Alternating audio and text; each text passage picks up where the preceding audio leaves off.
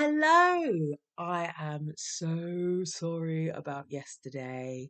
I took Wednesday. I know you knew I wasn't going to be here on Wednesday. And then it was like 7 o'clock. All of a sudden, it was 7 o'clock last night, and I hadn't done a story. And it's all right. I have been severely reprimanded by Lydia. And so I'm doing chapter 5 today. Sorry about that. So we will discover a little bit more about Roald Dahl. So far we have found out about his special writing hut. We found out about his special paper he used, those Dixon Ticonderoga pencils, put the teeth back in when I say that. What else did we find out? We found out what his favourite chocolate is. Did I say that already?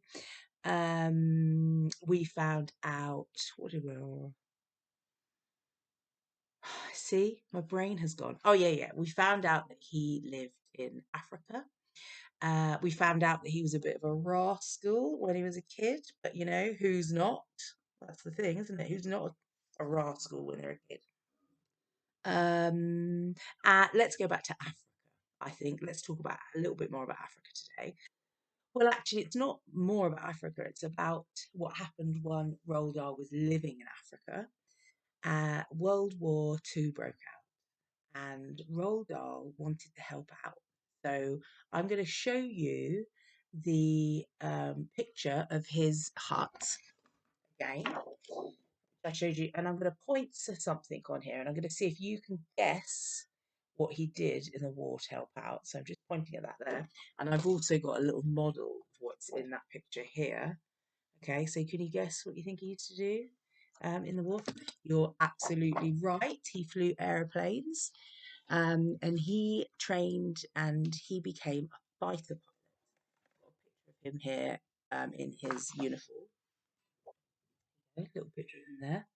Oh, don't we look nice together? Um, so there's a picture of Roald Dahl in his uniform, and you can see the little sort of wings up here, and that says that he used to fly airplanes. And he flew hurricanes, and also sometimes he flew airplanes which are called tiger moths.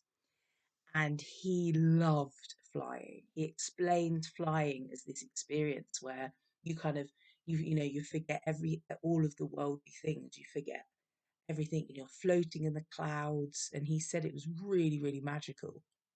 And I think that experience helped him when he was writing James and the Giant Peach. The way he talks about how the giant peach goes up into the air, and as they're moving along, all the experience that he talks about being in the clouds and things.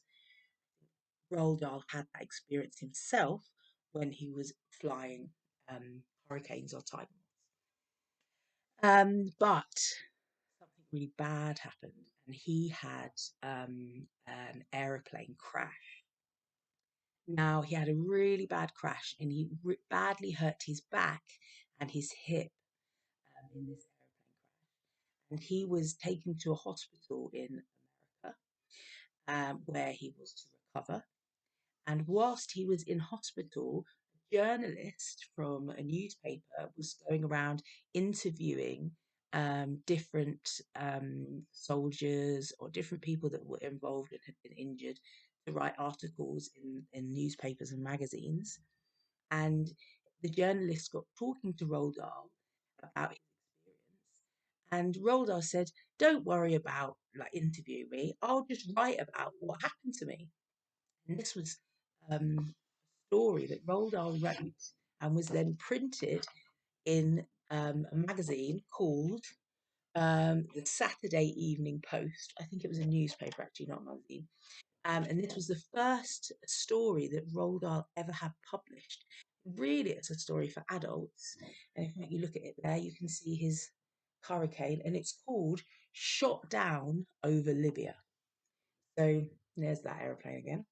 Shot down over Libya. And Roald Dahl writes about being shot down and his aeroplane crashes, and it's all very, sort of exciting and but scary.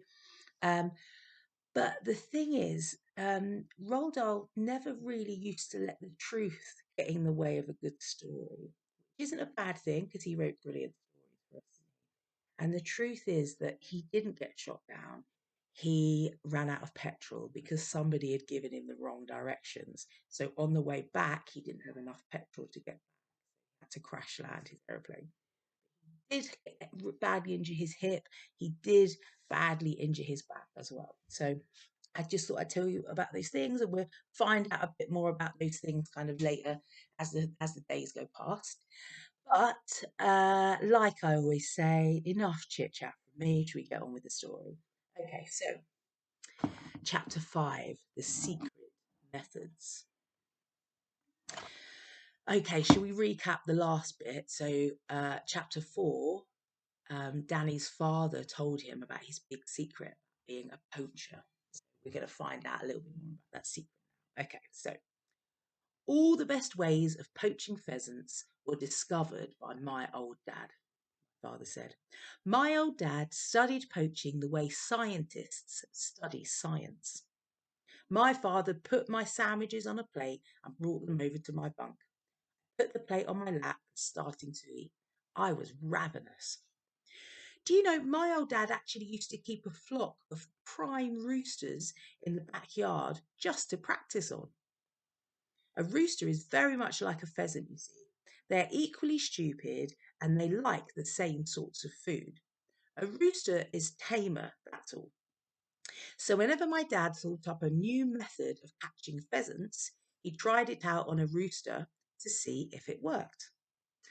So what are the best ways? I asked. My father laid a half-eaten sandwich on the edge of the sink and gazed at me in silence for about 20 seconds. Promise you won't tell another soul. I promise. I promise. Now here's the thing, he said. Here's the big secret. Ah, but it's more than a secret, Danny. It's the most important discovery in the whole history of poaching. He edged a shade closer to me. His face was pale in the pale yellow glow from the lamp in the ceiling, but his eyes were shining like stars. So here it is, he said. And now suddenly his voice became and whispery, very private. Pheasants, he whispered, are crazy about raisins. Is that a big secret? That's it, he said.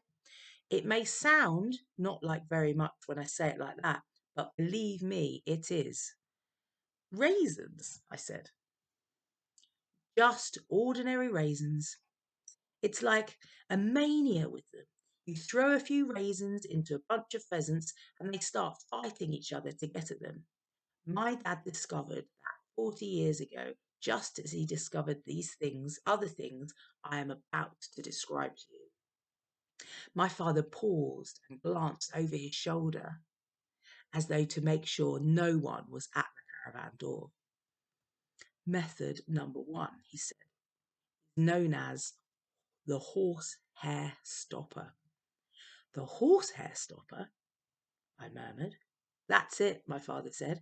And the reason it's such a brilliant method is that it's completely silent.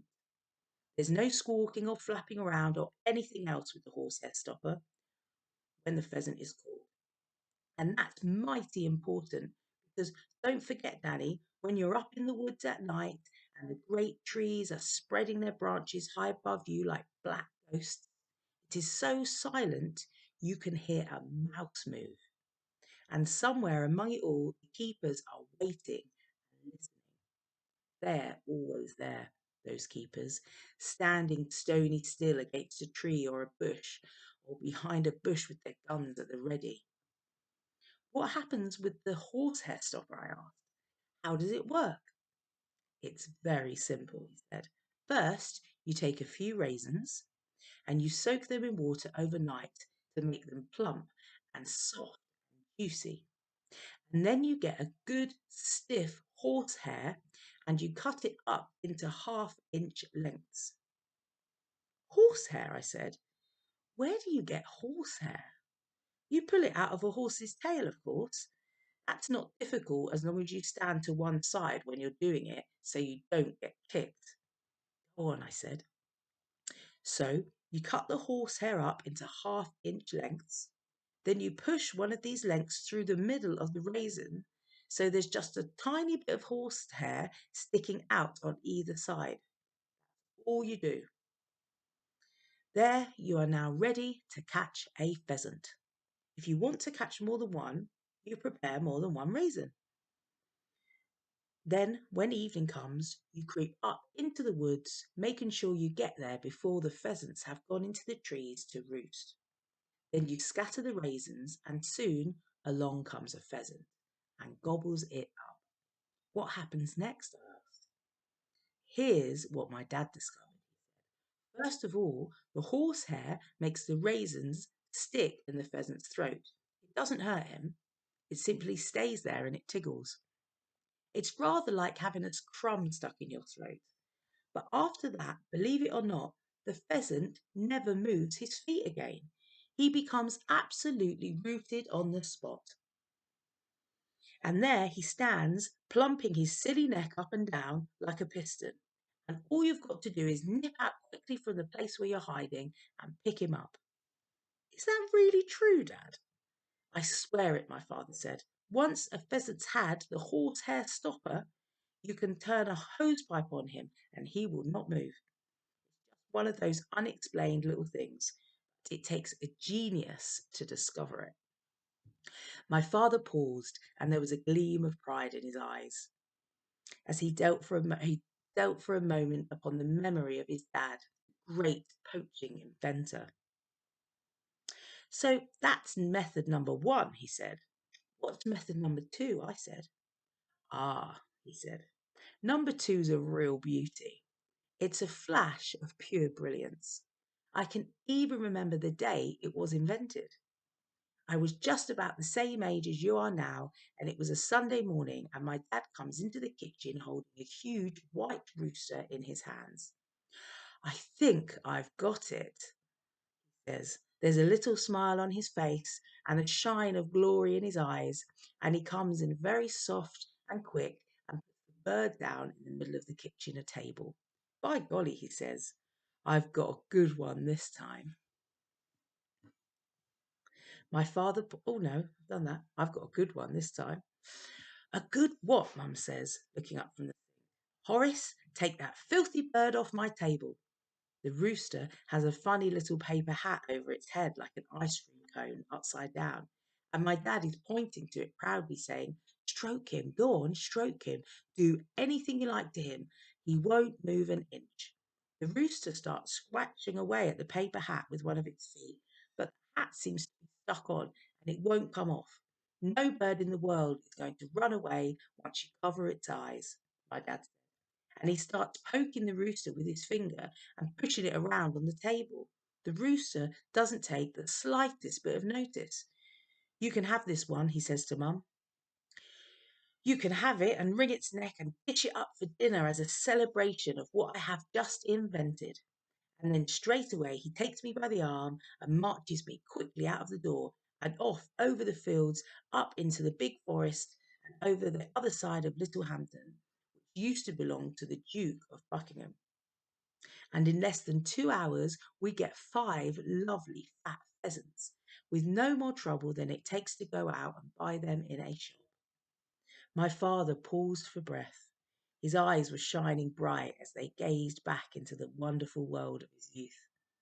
But Dad, I said, how do you get the paper hats over the pheasant's eyes? You'd never guess it, Danny. Tell me. Listen carefully, he said, glancing again over his shoulder as though he expected to see a keeper or even the Duke of Buckingham himself at the caravan door. Here's how you do it. First of all, you dig a little hole in the ground. Then you twist a piece of paper into a shape of a cone and you fit this into the hole. Hollow end up like a cup.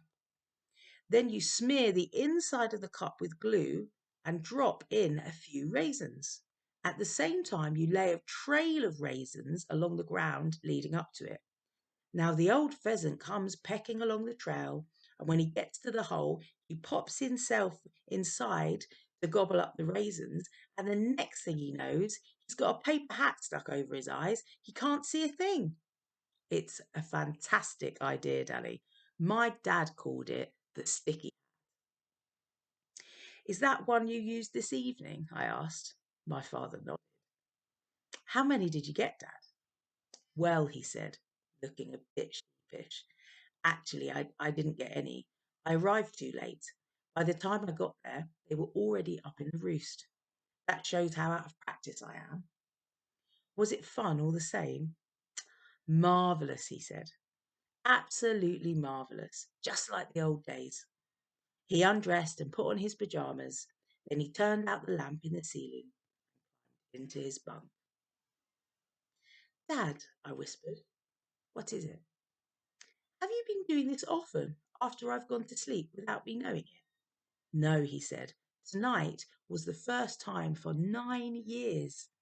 When your mother died and I had to look after you by myself, I made a vow to never give up poaching until you were old enough to be left alone. But this evening I broke my vow. I had such a tremendous longing to go up into the woods again. I just couldn't stop myself. I'm very sorry I did it. If you ever want to go again, I won't mind, I said. Do you mean that? He said, his voice rising in excitement. Do you really mean it? Yes, I said. So long as you tell me beforehand. You will promise to tell me beforehand if you're going, won't you? You're quite sure you won't mind? Quite sure. Good boy, he said. We'll have roast pheasant for supper whenever you want it. It's miles better than chicken. One day, Dad, will you take me with you? Ah, he said, I reckon you're a bit young to be dodging around up there in the dark. I wouldn't want you to get peppered with buckshot in the backside at your age. Your dad took me at my age, I said. There was a short silence. We'll see how it goes, said my father. But I'd like to get back into practice before I make any promises. You understand? Yes, I said. I wouldn't want you to take me with me until I'm right back in my old form. No, I said. Good night, Danny. Go to sleep now. Good night, Dad. Okay, end of the chapter. Thanks so much for coming back. Chapter 6 tomorrow. I promise I won't forget. Lots of love. Stay safe. Get out in the sunshine today if you can. See you soon. Bye.